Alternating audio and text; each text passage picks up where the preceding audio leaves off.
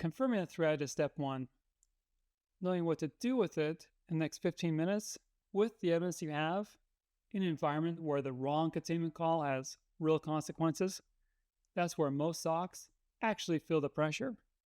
The back half of an Agentic SOC is about what happens after the alert, how AI helps analysts work evidence faster, make better response decisions, and build workflows that get smarter with each incident.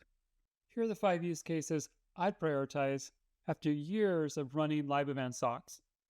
Part 1 of the series covers the intelligence and investigation layer, triage, correlation, enriched findings, incident summaries. If you haven't seen it, it's linked in the description.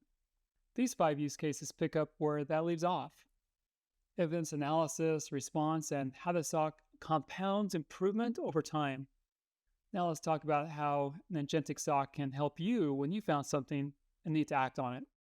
Let's start with malware, file, and URL analysis. In event SOCs, endpoint access is often limited. You can't always run an EDR query or pull a forensic image, but you can observe network traffic, reconstruct files from packet capture, and submit artifacts for analysis.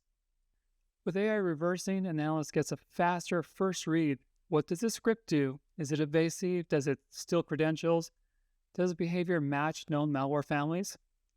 The thing to be careful about is not letting that summary become the verdict. It's a starting point. You still need to validate against sandbox results, packet evidence, and what you've actually observed in the environment.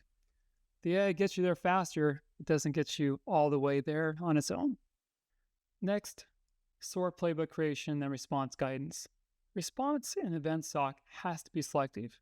You're protecting the network, but you're also responsible for availability. The wrong containment action at the wrong time has real consequences for the event itself.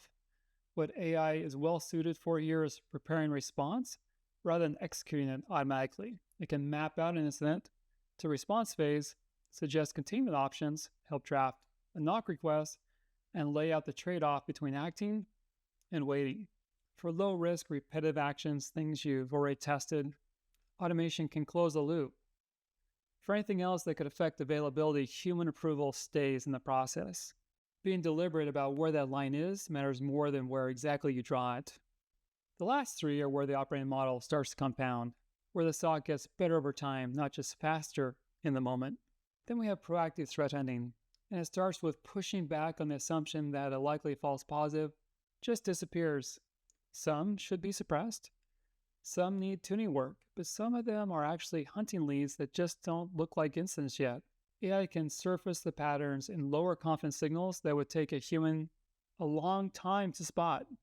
A domain that showed up in 3 unrelated investigations, an asset with repeated weak indicators over 24 hours, 2 behaviors that look benign separately but don't when you put them together. That's not replacing threat hunting. It's giving Tier 3 analysts a better starting point than a blank page. Next is detection engineering and continuous tuning. Event SOCs teach you in real time. Day 1, you're figuring out what normal looks like. Day 2, you're dealing with the noise.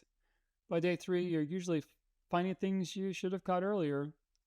AI can help turn those live lessons into actual detection updates faster. Tune logic, adjusted risk rules, scope suppressions, better enrichment. Each event making the next one better. That cycle improvement is probably the best structural difference between a traditional SOC and an agentic one. The traditional SOC is better as the people do. The agentic SOC builds improvements into the workflow itself. The last one is analyst enablement and handoffs.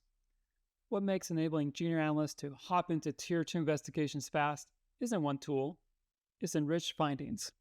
AI-assisted summaries, guided next steps, and a workflow that gave them structure instead of a blank console. They weren't starting from nothing. They were starting from something that AI had already organized, and their job was to validate and decide. That changes onboarding. It changes the retention conversation and the recruiting one. Not because AI makes analysts obsolete, but because the gap between a new analyst and an experienced one gets smaller, faster. And senior analysts stop spending time on things they've done 100 times and get back to the work that actually needs their judgment. Most of what I've walked through here isn't future state. The capabilities exist now across XDR, Splunk Enterprise Security, and the agentic workflows available on those platforms today.